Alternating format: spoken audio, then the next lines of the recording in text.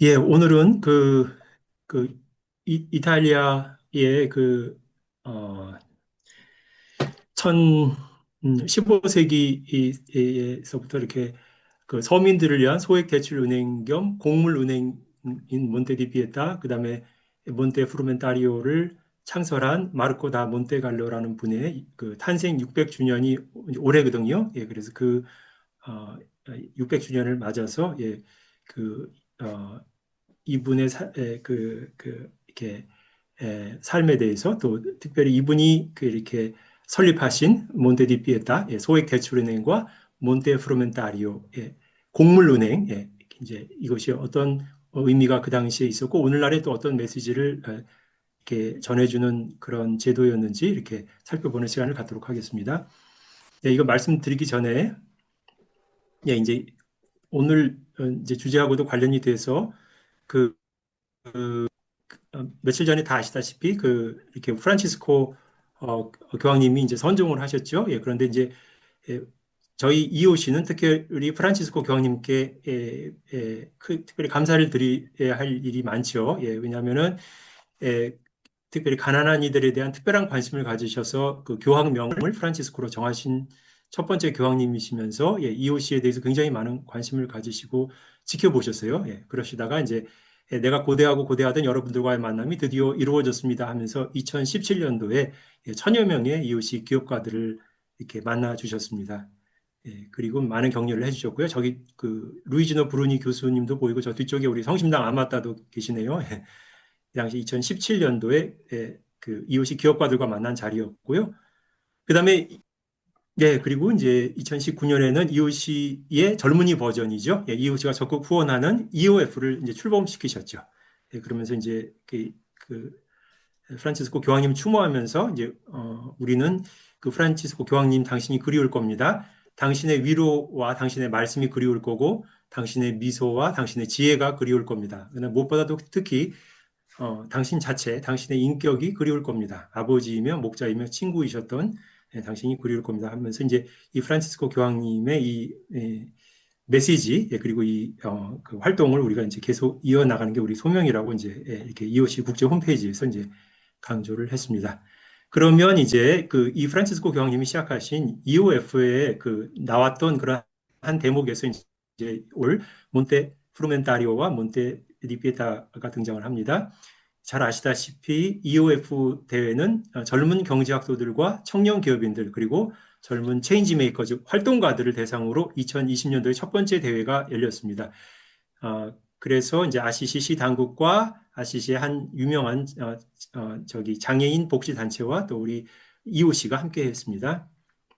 그래서 이것이 이루어진 것은 2019년도에 프란치스코 교황님이 전 세계 젊은 경제인들에게 이 편지를 보내셨죠. 이렇게 소비와 낭비의 문화에 맞서 싸우고 소외된 이들의 목소리를 대변해주는 새로운 경제, 새로운 라이프 스타일, 경제와 발전에 대한 새로운 그 경제 패러다임, 그 새로운 방식으로 경제와 발전을 이해하는 새로운 경제 패러다임을 여러분 함께 만들어 갑시다. 그래서 이런 변화의 과정을 젊은이들에게 호소하십니다. 그래서 이제 이런 프란치스코 교황님의 편지로 시작이 되었고요. 그리고 이제 1회 대회에 이어서 2회 대회는 코로나 팬데믹 상황에서 이제 온라인으로 열렸죠. 그래서 2회 그래서 이제 여기 아시시의 성 프란치스코의 도시인 바로 아시시에서 열렸습니다. 그래서 제2회 이 EOF 대회 때 몬테디피에타가 소개가 되었습니다. 지금 왼쪽에 보이는 사진처럼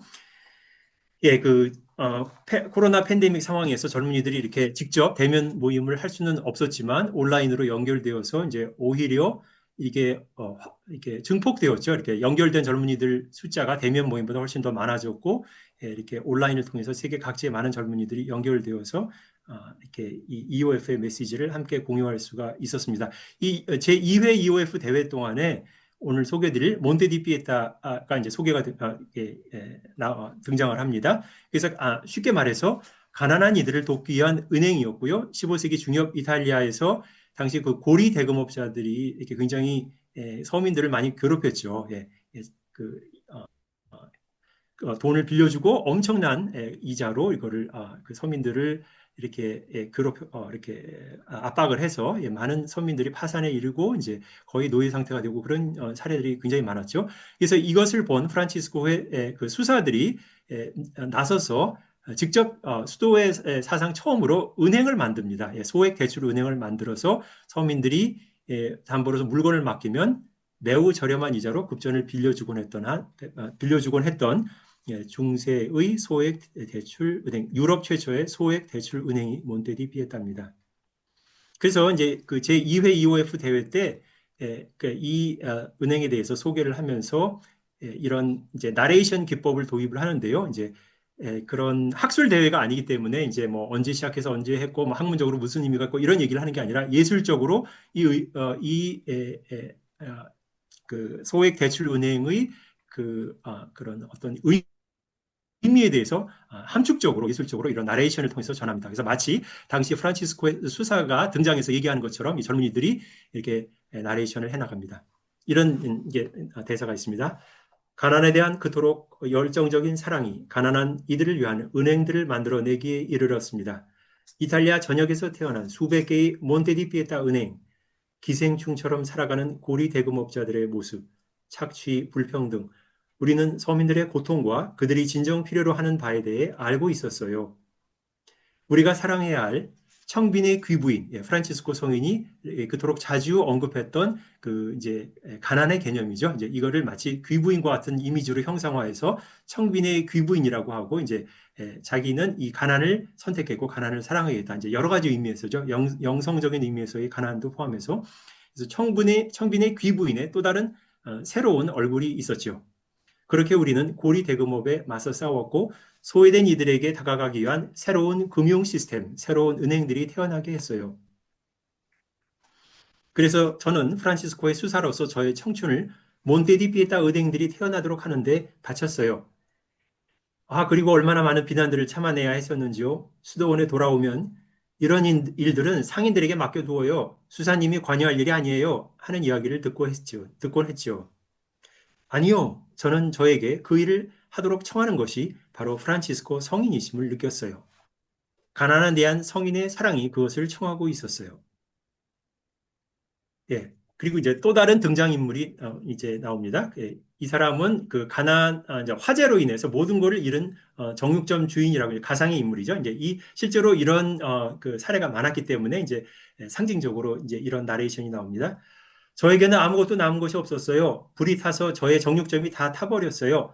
저는 누구에게 도움을 청할 수 있을지 급히 알아봐야 했죠. 페루지아는 이제 아시시 근처의 또 다른 이탈리아 도시입니다.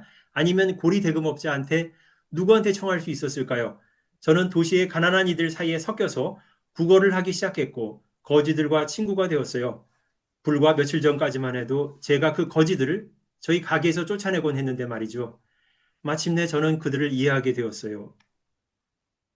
하루는 제가 우리 도시를 방문한 미켈레 수사님을 만나게 되었습니다. 저는 저희 스토리를 말씀드렸는데 얼마 안 가서 몬테디 피에타 은행이 태어나게 되었습니다. 저처럼 가난한 사람들을 위한 은행이었습니다. 그 누구도 거들떠보지 않고 귀 기울여 들으려 하지 않는 그 사람들을 위해 이보다 더 큰 사랑이 있을 수 있을까요? 그 덕분에 저는 정육점을 다시 열 수 있게 되었고 제 아이들과 아내는 어엿하게 살아갈 수 있게 되었습니다. 예. 그래서 이제 당시의 상황을 이렇게 상황극으로 이렇게 나레이션을 했습니다. 그러면서 이제 이렇게 말합니다. 아, 사랑과 그 가난한 이들과 대출, 그렇죠? 사랑과 돈. 예. 프란치스코 성인은 늑대를 회심하게 했을 뿐만 아니라 이제 그 전승에 의하면 프란치스코 성인이 이제 늑대를 회심하게 했다는 그런 이야기가 전해져 내려오고 있죠. 예. 이 늑대는 아마도 그 당시에 어떤 그 도적단의 두목의 별명이었을 거라고. 예. 그런데 이제 그렇게 했을 뿐만 아니라 은행과 돈도 방향을 바꾸게 할 수가 있었습니다. 가난의 이상인 프란치스코가 형상화했던 가난의 이상인 청빈의 귀부인에 대한 열정으로 그는 은행과 돈까지도 자신과 동맹군이 되게 할 줄 알았습니다. 이렇게 그러므로 이 경탄스럽고 의미 있는 프란치스코 회의의 수사들의 이 스토리는 오늘날의 우리에게도 뭔가 시사하는 바가 큽니다. 오늘날 가난을 증가시키는 경제 앞에서 우리는 가난을 감소시키는 대양 경제를 창출함으로써 이에 대응할 수 있고 대응해야 합니다. 그래서 이제 올해 이 몬테디피에타를 이렇게 설립한 이제 마르코 다 몬테갈로 프란치스코의 수사죠. 이제 이분이 나중에 시복이 돼서 이제 가톨릭에서는 이제 이렇게 훌륭한 덕을 이렇게 실천한 분들을 이제 시성을 해서 복자나 이제 성인으로 부르죠. 예. 그래서 이분도 이제 시복이 되어서 이제 복자라고 불리게 되었습니다. 근데 이분이 올해 탄생 600주년인데 이것을 받아서 이제 이분이 속한 교구인 아스콜리 피체노 교구가 시민경제금융의 뿌리를 찾아서라는 주제로 이제 지난 3월 19일에 학술 대회를 개최했습니다. 이제 다양한 단체들이 참여를 했고요. 그 중에는 이제 EOC가 이렇게 운영하고 있는 리오넬로 본판티 산업단지도 이제 이 주최 측의 한 단체로 공동 주최를 했습니다. 그러면 이제 몬테디피에타는 이제 소액 대출 은행이고 그러면 여기 몬테 프루멘타리오는 뭘까요? 예, 몬테 프루멘타리오는 이태리어로 곡물은행이라는 뜻입니다. 가난한 농부들을 위해서 기근이 심하던 때 곡물과 종자, 기타 물품들을 나누어 주던 곳이었습니다. 그래서 15세기 말에 태어났습니다. 그래서 몬테디피에타 아까 그 소액 대출은행보다는 좀 몇십 년 뒤에 약간 늦게 태어났고요. 프란치스코의 수사들과 또 그 몇몇 성직자들, 뭐 주교님들, 뭐 신부님들 이런 분들의 후원 속에 16세기, 17세기 이탈리아 곳곳에 이게 확산이 되었습니다. 이제 여기 보이는 그림은 당시 이제 몬테 프루멘타리오가 이제 실제로 이렇게 운영되는 그런 현장의 모습을 이제 그림으로 이제 판화로 이제 찍어서 남긴 거죠.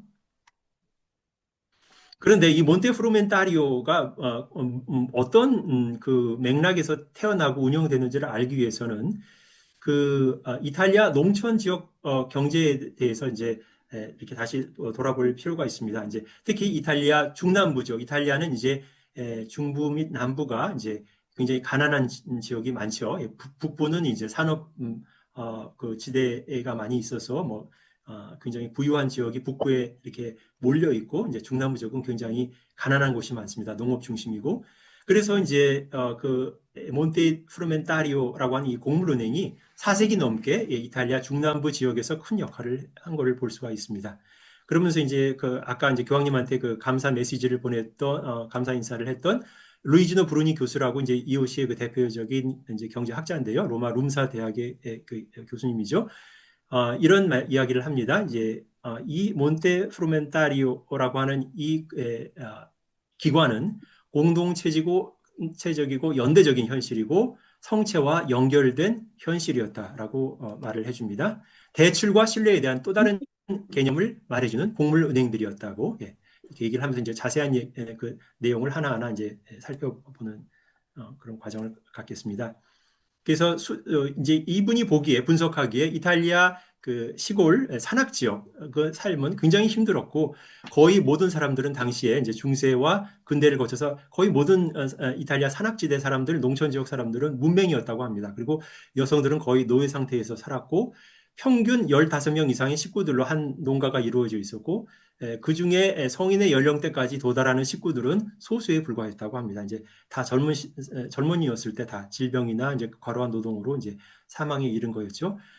그리고 이제 이 이탈리아 그 산악 지역, 농촌 지역의 주민들은 그 교외 지역 보르고라고 하죠. 우리가 이제 불란서에서 나온 여기가 이제 그, 저기 그 보르고에 사는 사람은 이태리 말로 보르게세 즉 불어로 부르주아라고 하죠. 부르주아. 예. 그런 부르주아들이 되지 않았고요. 교회 주택 지역, 성벽 외곽에 넓게 형성된 교회 주택 지역, 이제 지금 경제적으로 어느 정도 윤택한 사람들이 살고 있던 그런 보르고 지역에 살지 못했고 빈곤한 마을에서 겨우 생존하면서 살아가는 농촌 지역 주민들의 현실이 있었습니다. 그래서 이것은 2차 세계 대전 후까지도 이제 이탈리아 농촌의 이런 현실이 이어졌는데 이런 배고픔의 현실이 굉장히 이렇게 아주 절실을 했기 때문에 아직까지도 이탈리아 남부에서 생생히 남아있는 전통이 있는데 그 손님들이 몇 시에 도착하든지 무조건 먹을 거를 주는 전통이 이제 이 당시에 이렇게 이탈리아 남부 지역에 이렇게 기근의 현실 또 그 가난한 현실에서 이제 유래가 되었다고 합니다. 예. 그래서 이런 몬테프루멘타리아 곡물 은행들을 절대 빈곤의 세계의 그 맥락 안에서 바라봐야 된다고 이렇게 루이지노 브루니 교수는 강조를 합니다. 그 당시에 이런 이탈리아 상간 마을에서는 유일하게 글자를 읽을 줄 아는 사람이 본당, 가톨릭 그 성당이죠. 그 성당의 주임 신부님들밖에 없었어요. 그래서 이 주임 신부님들이 그 강론을 하고 이제 선교를 했을 뿐만 아니라 서민들을 위해서 작은 은행가 역할을 해주면서 대부금과 부채를 정리해주고 신용 거래를 중재해주고 그다음에 장부 소송 등을 다루는 일을 이 신부님들이 배웠습니다. 그러니까 흔히 가톨릭은 보수적이다. 이제 가장 루터가 일으킨 종교 개혁을 반하는 반종교 개혁의 세력이고 반근대적인 세력이었다. 반근대적인 문화에 잠겨 있던 게 가톨릭 교회다. 이렇게 이제 보통 이렇게 그 서양 역사에서 가르치죠. 그런데 오히려 그렇게 이제 비판을 받았던 가톨릭 교회가 신용 거래의 관점에서는 이렇게 미래를 앞서서 살았던 그런 현실이 있었다고 이제 분석을 합니다.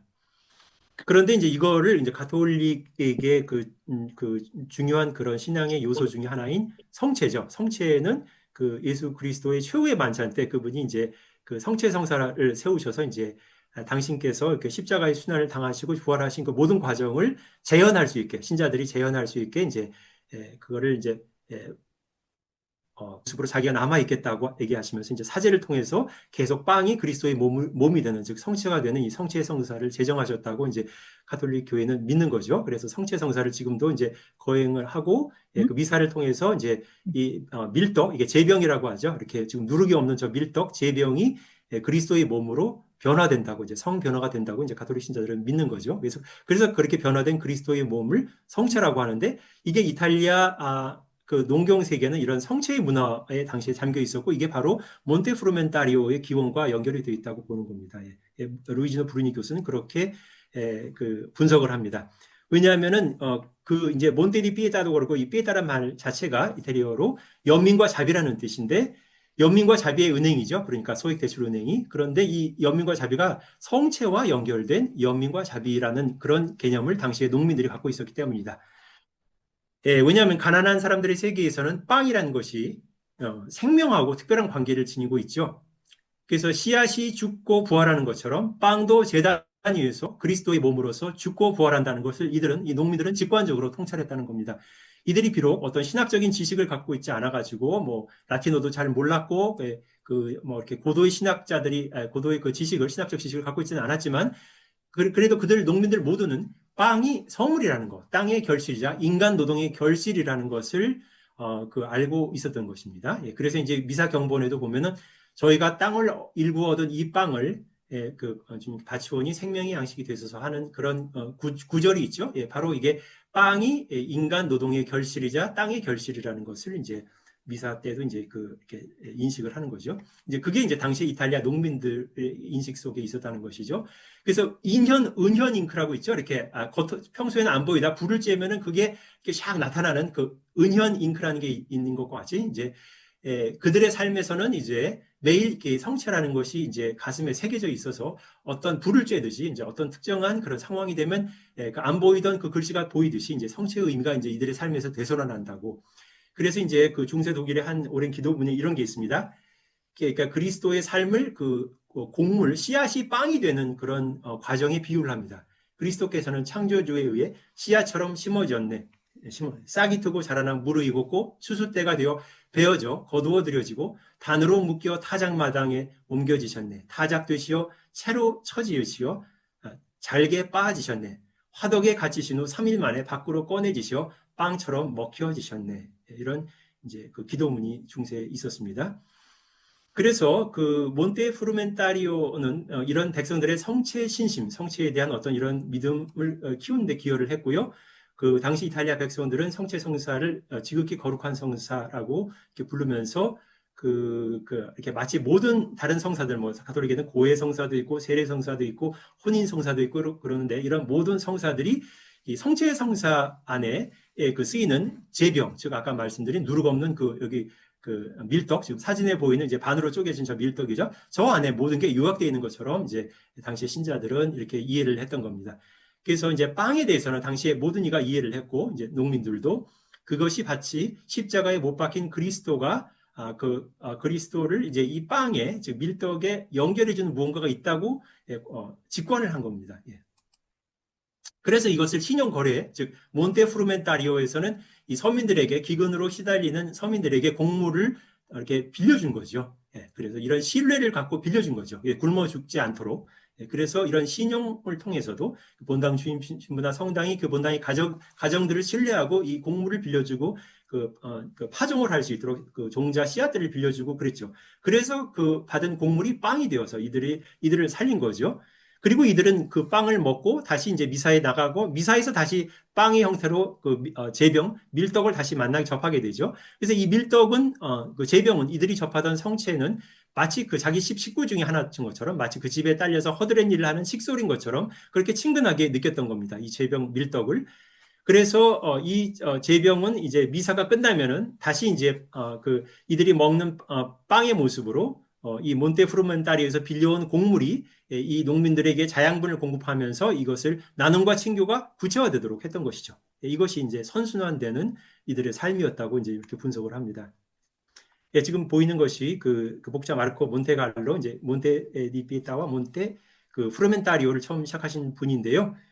어, 그, 어, 이분은 아스콜리 피치아노라고 하는 그 지방의 몬테갈로라는 곳에서 1425년, 즉 600년 전에 태어났습니다. 이제 이분 이름 자체가 몬테갈로 출신의 마르코라는 이런 그런 의미가 있고요. 몬테갈로라는 데서 태어났고, 중요한 두 기둥과 같은 몬테 프로멘타리오, 몬테 디피에타를 이제 설립한 그런 역할을 한 분이죠.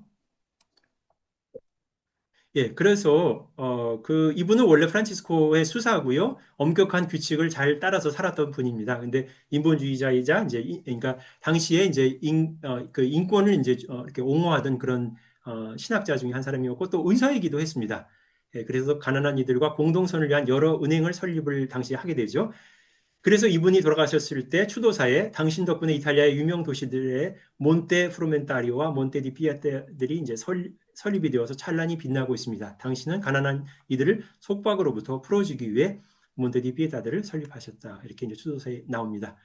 그래서 첫 번째 몬테 디 피에타가 1458년도에 이탈리아 그 아스콜리의 그 몬테로 태어나는데 이때 이분이 참여한 걸로 이제 추정이 되고 있고요. 그리고 그 외에도 이제 여러 도시에서 이렇게 몬테들이 태어납니다. 그래서 이제 반세기 동안에 약 100여 개의 몬테들이 이제 프란치스코의 수사들에 의해서 설립이 됩니다.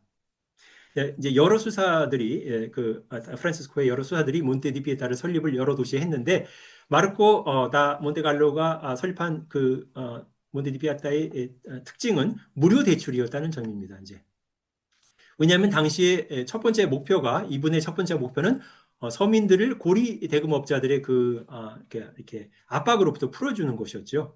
예, 그래서 이제 이자 없이 돈을 빌려주는 대부 방식을 제안을 했죠. 예, 그래서 그 당시 고리 대금업이라는 것은 공동성과 가난한 이들에게 역행해서 하나의 그 사회 계층이 이렇게 단합해서 야합을 해서 하는 행위. 여기에 이제 공증인들의 조합까지 공모를 해서 이 서민들을 괴롭혔다고 보았고, 이제 일단은 이 고리 대금업자들에게 맞서야 했기 때문에 우리는 무료로 돈을 빌려주겠다.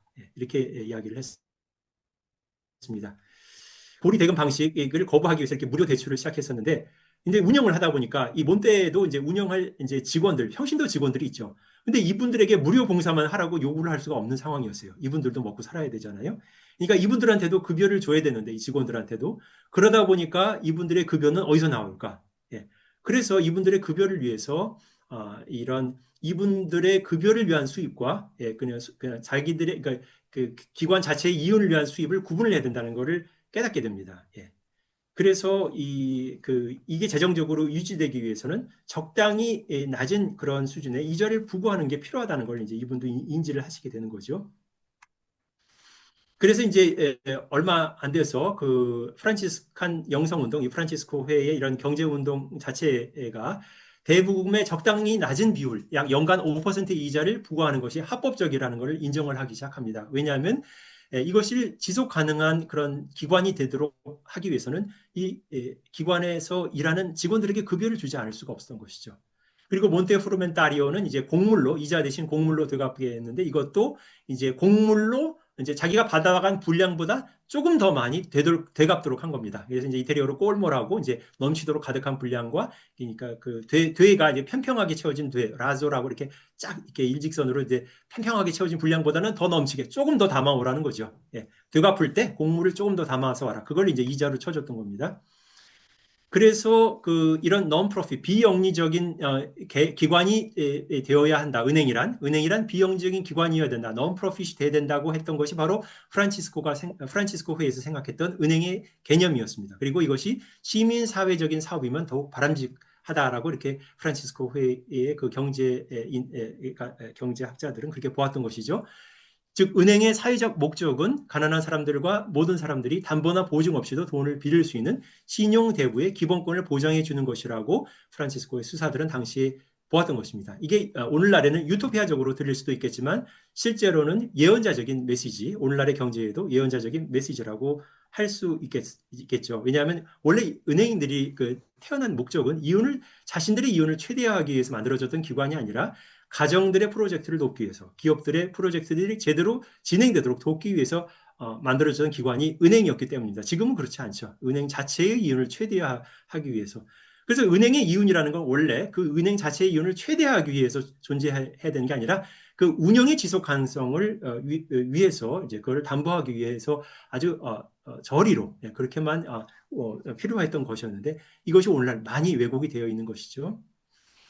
당시 존재하고 있던 은행들을 이제 그 프란치스코의 수사들은 이제 비판만 한 것이 아니라 새롭고도 다른 은행들을 만들어낸 거죠. 크나큰 위기와 경제적 사회적 변화의 시대에 이렇게 예전의 사업들을 불평하거나 비난만 한 것이 아니라 새로운 사업들을 만들어낼 필요가 있다라고 이제 오리지노 브루니 교수는 강조를 합니다.